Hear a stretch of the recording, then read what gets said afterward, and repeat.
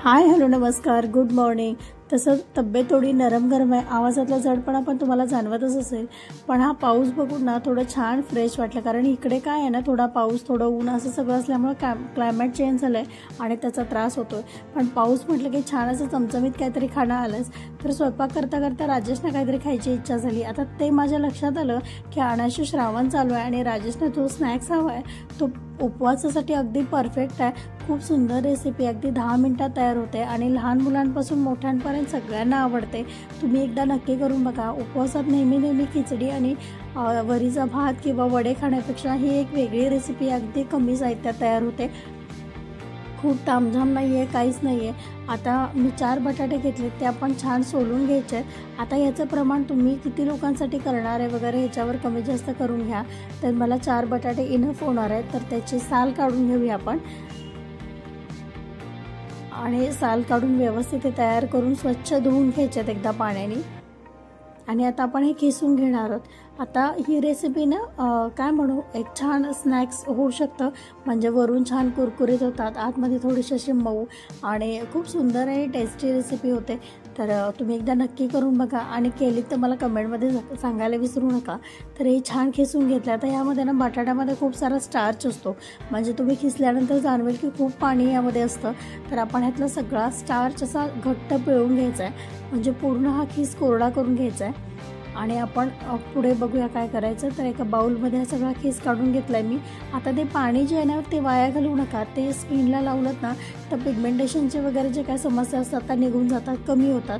तर आता आणखीन एकदा, जेव्हा जर तुम्ही उपवासासाठी नसेल करत तर यामध्ये खूप सारे स्पायसेस तुम्ही ॲड करू शकता। पण हे उपवासासाठी आपण करतो आहोत, तर यामध्ये मी चिली फ्लेक्स आणि मीठ एवढंच टाकणार आहे। अदरवाईज तुम्ही जिरे कोथिंबीर वगैरे खात असाल तर ती पण तुम्ही यामध्ये ॲड करू शकता। उपवास नसेल तर चाट मसाला किंवा आणखीन जे काही स्पायसेस जे तुम्हाला आवडतात ते तुम्ही यामध्ये ॲड करू शकता। कॉर्नफ्लॉवर वगैरे टाकू शकता, पण विदाऊट कॉर्नफ्लॉवर पण हे छान कुरकुरीत होतात आणि आपण तसंच आज करणार आहोत। तर ह्यामध्ये मीठ आणि चिली फ्लेक्स एवढंच टाकलं, ह्यामध्ये हिरवी मिरची पण तुम्ही टाकू शकता। आता हाताने व्यवस्थित चोळून घेऊया आणि आता आपण हे फ्राय करून घेणार आहे। त्यासाठी आपल्याला डीप फ्राय पण करायची गरज नाही आहे। तुम्हाला जर आवडत असेल डीप फ्राय तर तुम्ही करू शकता, पण हे शॅलो फ्राय छान होतात। तर तुम्ही बघता याचा छान गोळा तयार होतो। त्यामध्ये आपण काहीच नाही टाकलं बाइंडिंगसाठी, फक्त हे बटाट्याचं खिस आहे एवढंच आहे। ह्यामध्ये कॉर्नफ्लॉवर किंवा आपण एक्स्ट्रा कसं काहीच नाही टाकणार आहोत। तर तेल व्यवस्थित तापलं आहे। आता याला थोडासा असा गोळा करून चपट्या करून घ्या, म्हणजे आतपर्यंत छान शिजलं पण जातं आणि वरून छान कुरकुरीत होतं।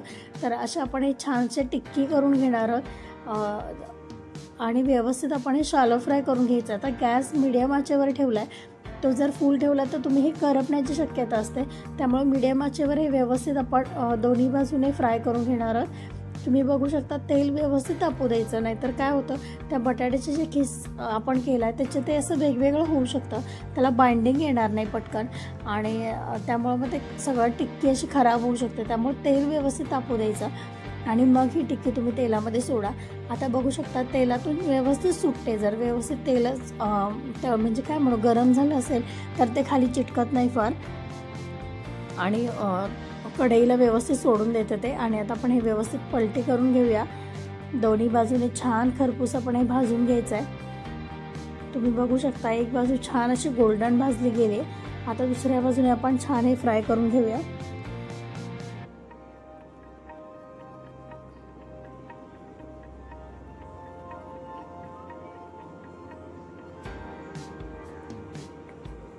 तर दोन्ही बाजूने व्यवस्थित कुरकुरे हे शॅलो फ्राय झालंय।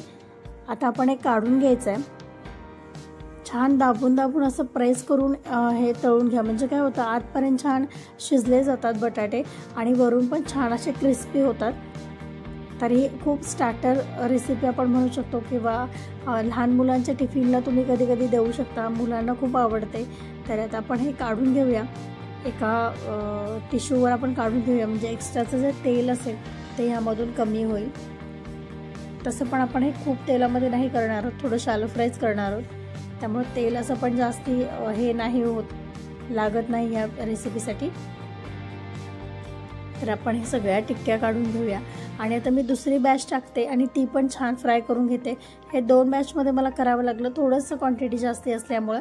तर मी हे दोन्ही फ्राय करून घेतले. आता ज्या तेल उरले त्यामध्ये आपण एक छानशी चटपटीत चटणी करणार आहोत. तर थोडेसे जिरे टाकलेत मी, 2 मिरच्या टाकल्यात आणि अगदी थोडेसे शेंगदाणे टाकलेत. आता याची चटणी खूप कमी होणार आहे कारण मला जास्ती नको आहे. तुम्हाला जर जास्ती हवं असेल तर तुम्ही यामध्ये शेंगदाण्याचं क्वांटिटी, मिरची, जिरे वगैरे थोडंसं क्वांटिटी वाढवून तुम्ही ही चटणी करू शकता. तर आपण शेंगदाणे छान असे खरपूस भाजून घ्यायचे, कच्चे ठेवायचे नाहीत, त्यामुळे त्याचा फ्लेवर एक छान येतो. आणि आता मिक्सरमध्ये आपण हे सगळं टाकून घेऊया. शेंगदाणे, मिरची आणि जिरे जे काही आपण छान फ्राय करून घेतलंय ते मिक्सरच्या एका छोट्या जारमध्ये मी टाकून घेतलं. आता ह्यामध्ये माहिती आहे खोबऱ्याचं खीस पण तुम्ही वापरू शकता ह्याला दाटसरपणा येण्यासाठी, पण मला असं थोडंसं पातळ चटणी हवी होती म्हणून तशी मी करून घेतली. आणि ही रेसिपी खूप सुंदर होते, तुम्ही एकदा नक्की करून बघा. ह्यामध्ये मीठ टाकलंय, थोडंसं दही टाकायचं, मिक्सरला छान फिरवून घ्यायचं आणि आपली चटणी तयार होते. आणि ज्या टिक्की आपण केल्या त्याच्याबरोबर गरम गरम सर्व करायची.